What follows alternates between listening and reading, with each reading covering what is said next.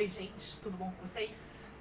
Começando mais um vídeo aqui, e hoje eu vou explicar aqui pra vocês algo que ficou em aberto ali do último vídeo que eu falei sobre o debate, que acho que muita gente ficou com dúvida sobre o que eu me referi ali, né? Então, pelo título do vídeo vocês já devem estar sabendo, né, o conteúdo.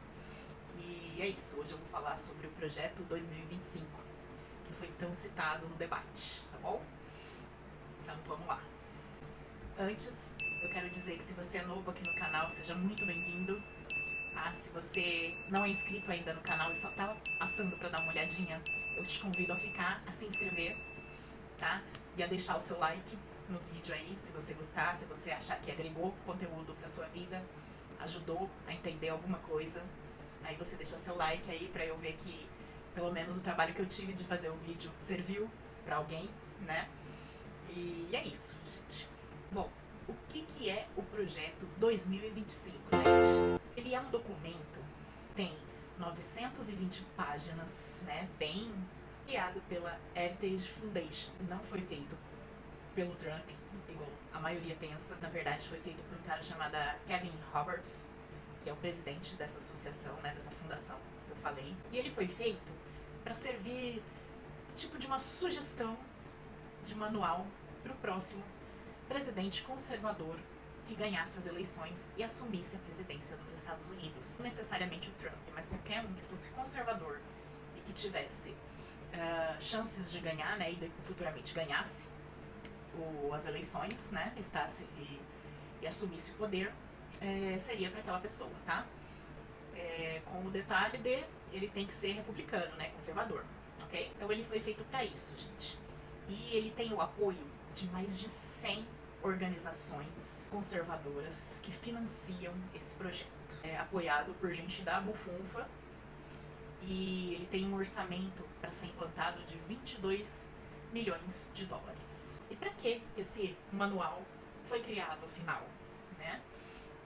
Ele teve um propósito para ser criado, e o propósito é para demonstrar como seria a criação de um poder executivo unificado. Tem diversas dicas de como agir em certos assuntos que interferem na economia americana, né? Como imigração, energia renovável, o trato com o meio ambiente, que é bastante cobrado, né? Então ele tem meio que uns adendos aí para como o futuro presidente conservador se portaria com relação a esses assuntos. Sem contar que também tem adendos sobre aborto, que o documento é anti-aborto e outras coisitas mais. E nesse documento, gente, também constam algumas seções sobre consolidar agências de imigração e expandir o poder delas, né, que atualmente não é muito grande. Até a lei, digo, é um pouco travada, né? Então, dentro desse plano, tem uma seção que trata especificadamente disso, inclusive aquele plano de maior deportação em massa da história dos Estados Unidos. Né? Já ouviram falar sobre isso em alguns discursos por aí, né? Aposto que sim. Faz parte desse plano. Qual que é a primeira sugestão lá? Fechar todas as fronteiras totalmente. Segundo, mandar os 12 milhões de imigrantes legais que entraram pela fronteira de volta para seus países. E assim sucessivamente, gente. Eu não li 920 páginas em inglês, porque não é o foco, né? Meu foco aqui é só dar um panorama geral do que tem ali dentro, para vocês saberem mais ou menos o que significa e fazer sentido o que eu falei sobre o debate lá entre a Kamala e o Trump, que a Kamala o tempo todo falou que o Trump ia seguir esse plano se ele ganhasse, tá? Então eu tô falando sobre o que consiste esse plano, né? Esse projeto de plano, ok? Muitos detalhes aí, tá? Tô falando de um modo geral, tá? E um conhecimento, assim, bem básico mesmo, que é o que eu sei e eu tô passando pra vocês, tá bom? Bom, gente, eu posso resumir que esse plano, ele é dividido em 4 pilares, tá? O primeiro pilar, gente, constitui de um plano político. E o que engloba esse plano político? Ele consiste na dissolução ali do Estado administrativo, ou seja, excluir a força do trabalho civil de diversos funcionários federais. O que seria isso, gente? Aquele pessoal que passa em concurso e vive na mamata do governo? Então, esse pessoal, eles querem tirar, né? Para não ficarem até o final da vida lá e não se preocuparem mais com nada. E seriam substituídos por funcionários conservadores, né, que estejam de acordo com o governo conservador. Lembra que eu falei que o plano só vale para quem fosse um presidente conservador por causa disso? Mas mais pra frente eu vou explicar um pouquinho mais sobre isso. Então, além de acabar com esses cargos públicos federais e colocarem conservadores dentro, no lugar deles, ainda faz parte do plano dissolver o Departamento de Segurança Interna dos Estados Unidos, eliminar o Departamento de Educação e transformar o FBI numa espécie de força-tarefa política que responderia ao presidente. Além disso, o plano também pretende colocar outras agências federais, como o Departamento de Justiça, sob o controle presidencial. E o criador desse plano diz que não é só para o próximo mandato. Ele diz que esse plano é para ser seguido eternamente, dali para frente. Pelo que eu entendi, não é para tirar nunca mais os conservadores do poder. Então, esse seria o primeiro pilar do plano. O segundo pilar se trata de um banco de dados pessoais. O que seria isso? É um banco de dados com dados de um monte de americanos conservadores. O dono desse projeto disse recentemente que contratou uma empresa, a Oracle, que cuida dessas bases de dados, e eles afirmaram recentemente que já tem cerca de 11 mil cadastrados nesse banco de dados que serviriam de análise para o futuro presidente. Então eu acredito que esse banco de dados seria para suprir o lugar dos funcionários públicos federais que eles pretendem tirar, né, do cargo ali, não são conservadores, né? Então eles já têm esse backup, né, de pessoas que estão prontas para responder ao chamado do presidente após ele analisar o currículo de cada um. Esse é o segundo pilar, gente. E o terceiro pilar, como não podia faltar, se trata de uma academia online para ensinar valores e princípios conservadores para apoiar o governo e o presidente conservador que estiver no poder, né? Então seria meio que um treinamento para os burocratas que entrarem ali ou estiverem ali, não sei exatamente. Então esses caras seriam treinados para futuramente exercer os cargos específicos, né, sendo treinados com ideias, né, valores e princípios conservadores para apoiar o governo e o presidente conservador que se elegeu. Então esse é o terceiro pilar. O quarto pilar se refere a um manual de 180 dias de como o novo presidente eleito conservador deve agir perante alguns assuntos, tá? Esse manual é totalmente baseado em um Schedule F, que trata de uma lei executiva do governo Trump no passado, né? Uma ordem executiva quer dizer o quê? Que é uma ordem feita na canetada, vulgo vocabulário brasileiro. Então ele foi lá e criou essa lei, lá assinou que ele poderia demitir qualquer funcionário público de carreira consolidada que desagradasse ou fosse desleal, desonesto com o governo que ele estava na presidência. Então ele fez essa lei em 2020 e com isso demitiu alguns funcionários desleais do governo. Vocês lembram lá no debate que a Kamala jogou na cara dele que alguns ex-funcionários estavam falando mal dele, que ele fez um péssimo governo na época do mandato dele? Então, era sobre esse pessoal que ela estava se referindo que o Trump mandou embora com essa lei que ele criou, que poderia demitir qualquer funcionário público que fosse desleal ou desonesto com o governo, tá? Então, nada mais normal, né, gente, do que ele ter demitido esses caras e esses caras virem falar mal dele depois, né? Então a Kamala ali tentou dar um blefe, falando que existiam pessoas falando mal do governo, do mandato dele, mas na verdade eram funcionários com dorzinha de cotovelo porque foram mandados embora, por causa dessa lei que ele assinou. Fez mais sentido agora o debate? Agora, vamos falar um pouco desse plano numa visão geral, né? Um contexto geral, juntando aí os 4 pilares e tudo mais. O que a gente pode falar sobre isso? É que, no geral, ele é meio que uma guerra cultural, porque se vê muito a palavra woke. Sabe a cultura woke? Aquela que o Elon Musk deu aí uma polêmica falando que a cultura woke estragou o filho dele, uma coisa assim. Então, parece muita citação sobre essa cultura dentro desse plano, tá?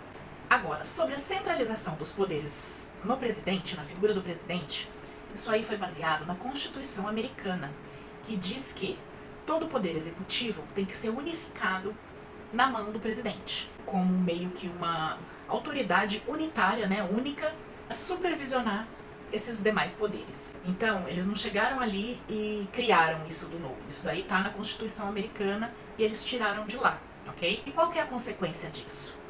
Se unificar o poder, né, a supervisão dos outros poderes na mão do presidente, o que vai acontecer com o Congresso? O Congresso vai perder um pouco de autoridade, né, gente? Sabe o Congresso? Aquele que veta ou libera o dinheiro para os custos que o presidente planeja, né? Faz aquela planilha de gastos ali, manda para o Congresso aprovar.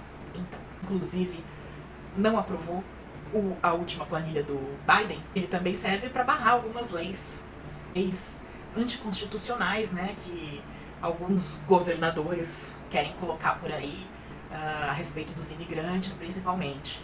Vocês com certeza já devem ter ouvido falar sobre alguma lei que violava a Constituição, mas que o governador estava ali querendo implantar a todo jeito. Aí o que acontecia? Não passava no Congresso. Então, a função do Congresso ali seria diminuída, né? E, sinceramente, eu não sei até onde isso é viável e até onde não é viável. Deixa aí a sua opinião sobre isso. Até o STF daqui, gente, se meteu e falou que essa centralização do poder na mão do presidente vai gerar muito processo. E isso não é muito realista, né? Então, ali, os juristas ficaram um pouco receosos com isso. Teve alguns que aprovou, falou, não, é aquilo lá, é isso aí mesmo. E teve alguns que ficaram meio com o pé atrás, esse plano ser implantado. Até porque o presidente nem poderia eliminar uma agência inteira sem a aprovação do Congresso, né, gente? Pois atualmente é eles que fazem esse tipo de trabalho. Aí, gente, eu vou até colocar pra vocês aqui que tem uma declaração do Biden muito engraçada, falando que o projeto 2025 iria destruir a América. Eu vou colocar aqui pra vocês o vídeo pra vocês olharem. Project 2025 will destroy America. Look it up. Então, gente, sempre aquele mesmo papinho democrata, né, gente? Que vai acabar com a democracia, vai remover as liberdades fundamentais, vai controlar e equilibrar os poderes. Inclusive, o governador de New York taxou esse plano 2025 como extremista.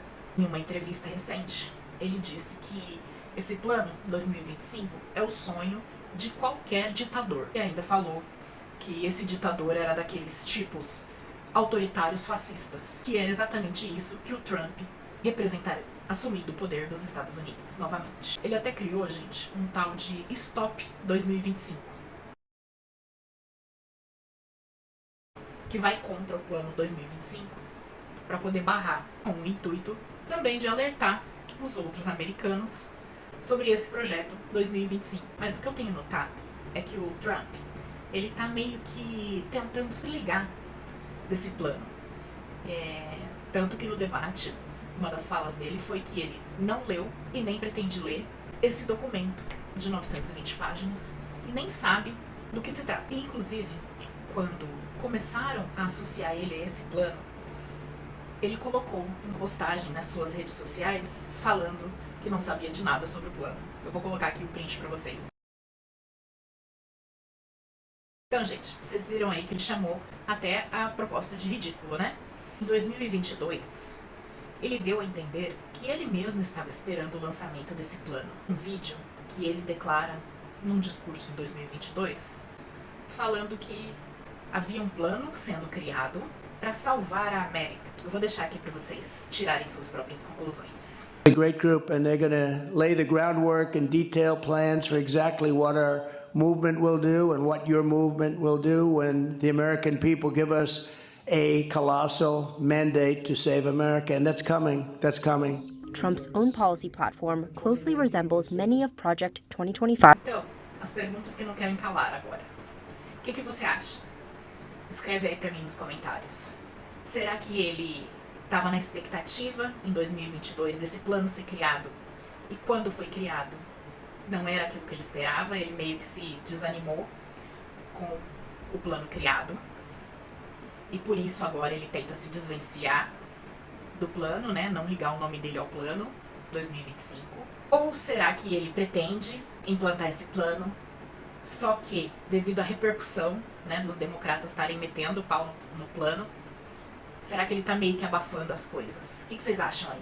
Comenta pra mim aí, só pra gente ver qual é a opinião de vocês. Agora, pensando no plano aí que eu expliquei pra vocês. Até que ponto eles conseguiriam consolidar isso?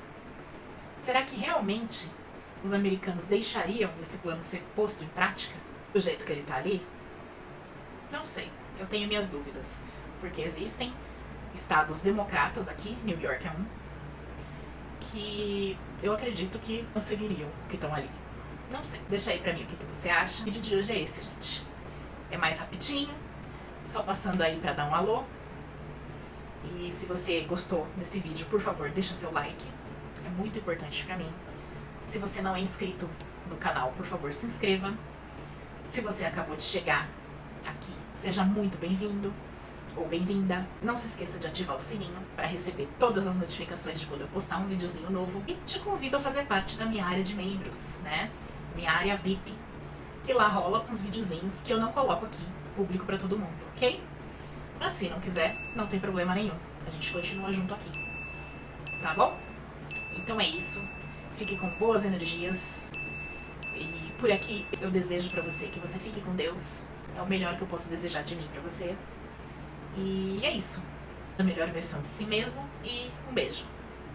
Tenho os pés no chão e sei exatamente quem eu sou. E os filhos da puta fazem parte do meu show. Como boa matriarca, eu ando seguindo com cuidado e muita paciência, até o mundo girar e a boca desses filhos da puta calar, trazendo à tona uma consciência.